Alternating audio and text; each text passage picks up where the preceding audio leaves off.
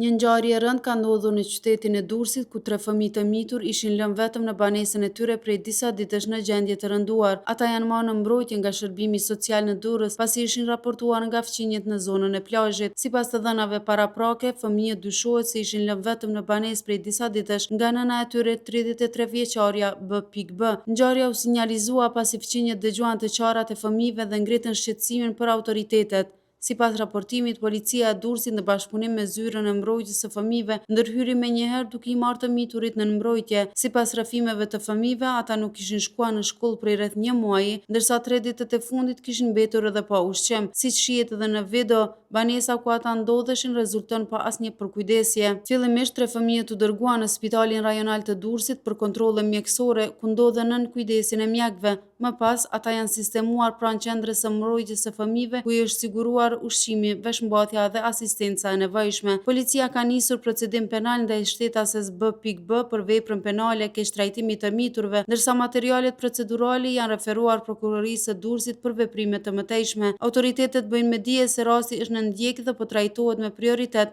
ndërsa synimi kryesor mbetet garantimi I sigurisë dhe I mirëqenies së fëmijëve.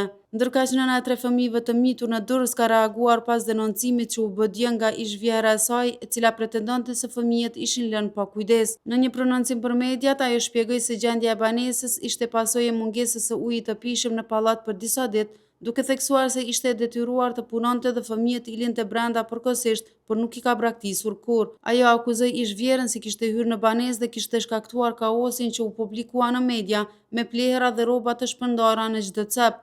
Ajo shtoi se babai I fëmijëve, I cili jeton në Itali, dërgon vetëm 18.000 lekë në muaj, një shumë që sipas saj nuk mjafton për nevojat e 3 fëmijëve. Sa I takon mungesës në shkollë, nëna bëri të ditur se kishte dorëzuar raportet për fëmijët pranë institucioneve përkatëse.